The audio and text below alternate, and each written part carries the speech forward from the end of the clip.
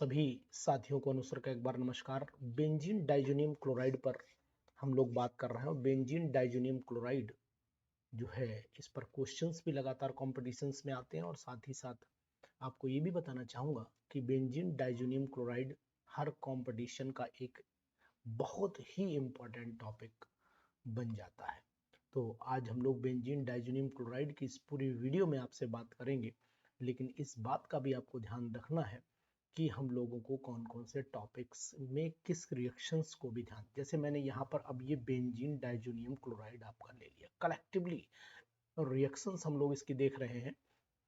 Benzene diazonium chloride CuCl HCl से reaction करे, या फिर CuBr HBr से करे, या फिर CuCN KCN से करे, तो आपको प्रोडक्ट यहाँ पर क्लोरोबेंजीन, यहाँ पर आपका ब्रोमोबेंजीन मिलना चाहिए। यहाँ पर आपका क्या मिलेगा, ब्रोमोबेंजीन मिल जाता है, तो यहाँ पर मैं ब्रोमोबेंजीन लिख देता हूँ।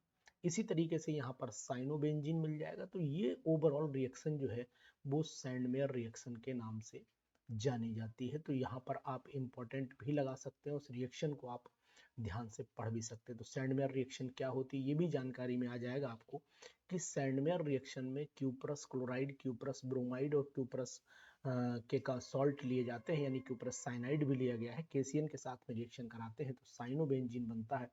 इस कंपाउंड को आप लोग साइनोबेंजीन के नाम से जानेंगे। ये साइनोबेंजीन कहलाता है।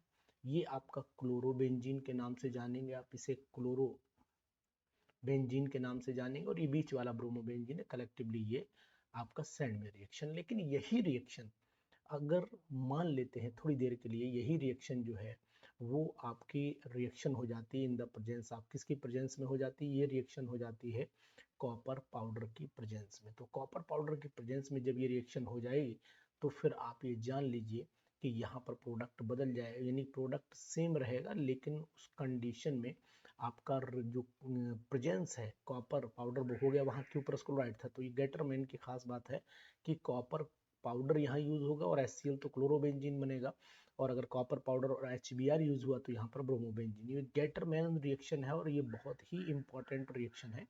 अक्सर हर एग्जाम में जितने भी केमिस्ट्री से रिलेटेड एग्जाम होते हैं, केमिस्ट्री का चाहे PGT का एग्जाम हो, चाहे TGT का एग्जाम हो, चाहे JEE का एग्जाम हो, चाहे नीट का एग्जाम हो, एनी कोई भी एग्जामिनेशन हो, इन सभी में ये रिएक्शन आपको दिखाई देगी। तो आप इस रिएक्शन की प्रिपरेशन भी बहुत अच्छे ढंग से कर सकते हो, बहुत ही इंपॉर्टेंट रिएक्शन है।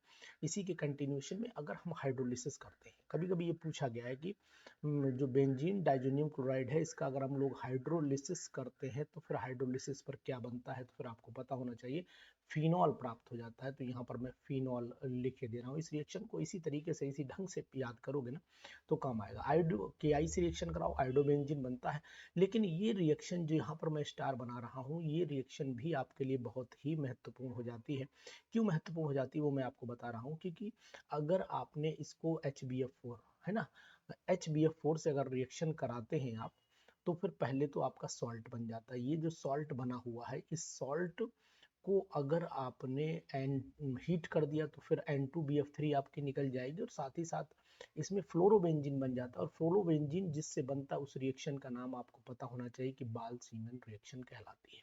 ये बाल-सीमन रिएक्शन कहलाती है। इसी तरीके से आगे कंटिन्यू अगर आप करेंगे तो फिर आपको यहाँ दिखाई देगा बाल-सीमन रिएक्शन के बाद में कि अगर आपने इसी कंपाउंड का NaNO2 के साथ में और कॉपर पाउडर के साथ में हीट किया तो फिर नाइट्रोबेंजीन बनना निश्चित हो जाता है। तो यहाँ पर नाइट्रोबेंजीन बना लीजिए। बहुत ही important, very very important reaction.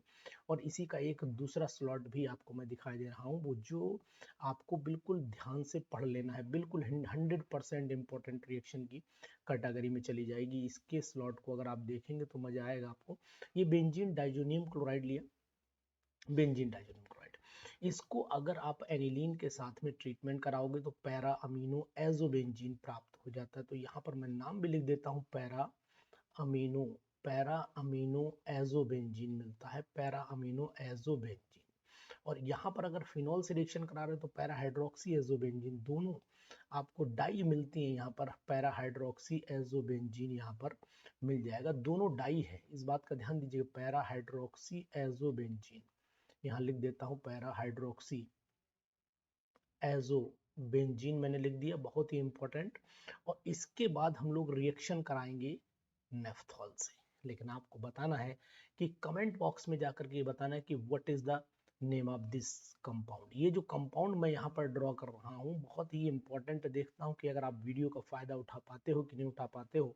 ये एक दो कंपाउंड है, एक तो अगर मैं यहाँ पर OH लगाता हूँ तो उस कंडीशन में ये क्या बनता है, और एक मैं यहाँ पर लगाता हूँ, पोजीशन आपको भी क्लियर हो चुकी होगी कि किस पोजीशन पर मैं लगा रहा हूँ। ये नेफ्थलीन का कंपाउंड है जिसे नेफ्थॉल बोलते हैं। एक इसमें से अल्फा नेफ्थॉल है, एक इसमें से बीटा नेफ्थॉल है। अगर इसमें से रिएक्शन कराता हूँ तो भी हमें ये डाई प्राप्त होती है नेफ्थॉल की। तो ये बात ध्यान दिए, रिडक्शन कराने पर हमें बेंजीन प्राप्त होता है। तो इन चीज़ों की, इन रिएक्शंस को अगर आप नोट कर पा रहे हैं तो वेरी इंपॉर्टेंट है। और अगर इसी के साथ में मैं आपको कुछ इम्पोर्टेंट फुल फॉर्म भी बताए चलता हूँ। ये फुल फॉर्म भी एग्जामिनेशन में खूब पूछी जाती हैं। फुल फॉर्म है डिफरेंट जो है वो एग्जामिनेशंस में आई हुई भी हैं। तो इस बात का भी आपको ध्यान देना पड़ेगा कि ये कौन कौन सी फुल फॉर्म एग्जामिनेशन में पूछी गई है। ये जो फुल फॉर्म पूछी गई है, ये फुल फॉर्म आपसे झारखंड में बहुत ज़्यादा पूछी गई, बाकी रिमेनिंग बीपीएससी में भी ये आ सकती है। तो यहाँ पर मैं लिख सकता हूँ इम्पोर्टेंट फॉर बीपीएससी। तो यहाँ पर बीपीएससी क्योंकि झारखंड में पूछी गई तो बीपीएससी में भी पूछने की, ठीक है, वो संभावना बढ़ जाती है। इम्पोर्टेंट फॉर बीपीएससी मैं यहाँ पर लिखे दे रहा हूँ।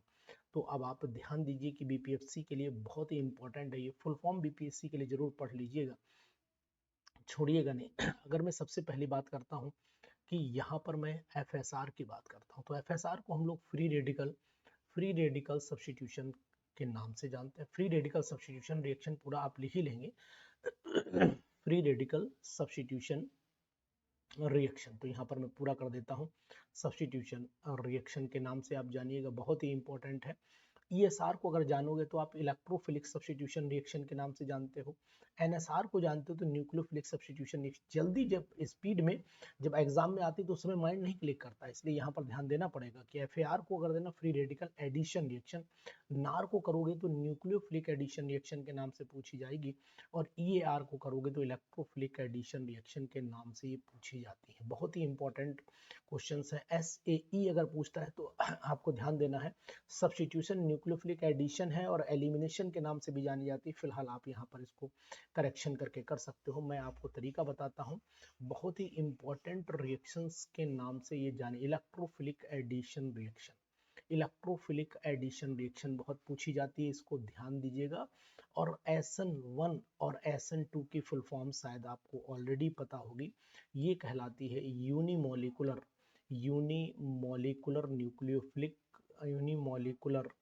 Nucleophilic substitution reaction. यहाँ पर लिख देता हूँ यूनिमोलिकुलर न्यूक्लियोफिलिक सब्स्टिट्यूशन रिएक्शन, और यहाँ पर आपकी आ जाती है बाईमोलिकुलर न्यूक्लियोफिलिक सब्स्टिट्यूशन रिएक्शन। इन सभी की फुल फॉर्म पढ़िए, बहुत ही इंपॉर्टेंट है। और ये जितनी भी फुल फॉर्म होती हैं, इन फुल फॉर्म में से क्वेश्चन अक्सर एग्जामिनेशन में पूछे जा सकते हैं, इसलिए इनका विशेष तौर से आपको ध्यान देना पड़ेगा। तो ये फुल फॉर्म कुछ आप याद कर लीजिए जो एग्जामिनेशन में बहुत हेल्प आपकी कर सकती है। और इसी के साथ साथ आपको एक काम और भी करना है कि अपनी तैयारी कैसे करनी है, बेस्ट प्रिपरेशन स्ट्रेटजी प्लान कैसे होनी चाहिए, यानी कि किस टॉपिक से कौन से, यानी किस चैप्टर से कौन सा टॉपिक इंपॉर्टेंट है। यहाँ पर मैं बताता हूँ किस चैप्टर से कौन सा टॉपिक इंपॉर्टेंट, किस चैप्टर से कौन सा टॉपिक इंपॉर्टेंट है, कौन सा टॉपिक इंपॉर्टेंट है, वो भी मैं आपको समझाऊंगा। तो अगली वीडियो में मैं आपको लिए बीपीएससी बिहार पीजीटी यानी कि बीपीएससी के अगर एग्जामिनेशन की बात करता हूं तो बीपीएससी के एग्जामिनेशन पर अगर आपको टियर 3 की तैयारी में कौन कौन से टॉपिक इंपॉर्टेंट है इस पर फोकस करना है, तो फिर अगली वीडियो का इंतजार करिए। बेस्ट स्ट्रेटजी के साथ, प्लान स्ट्रेटजी के साथ लाऊंगा। और अगर आपने अभी तक भी कोई तैयारी का प्लान नहीं किया तो तैयारी का प्लान कर लीजिए, भी मौका है, मौका ना गवाइए, वरना ये दोबारा नहीं मिलता है। तो इस वीडियो को दोस्तों में शेयर कर दीजिए और फटाफट उनसे कहिए कि अपनी प्रिपरेशन को बरकरार रखें, और इस तरीके से कंसेप्चुअल इसका जवाब का इंतजार भी मैं इनबॉक्स के कमेंट में करूंगा कि what is the name of this compound, यानी कि जो कंपाउंड हमने यहाँ पर यूज किया है इस कंपाउंड का नाम आखिरकार क्या है। तो अगर आप मुझे बताएंगे तो मुझे भी अच्छा लगेगा और मैं समझूंगा कि आपने वीडियो देखी है। तो प्लीज़ कमेंट बॉक्स में जाकर के कमेंट जरूर करिए और बताइए कि what is the name of this compound. Okay, bye.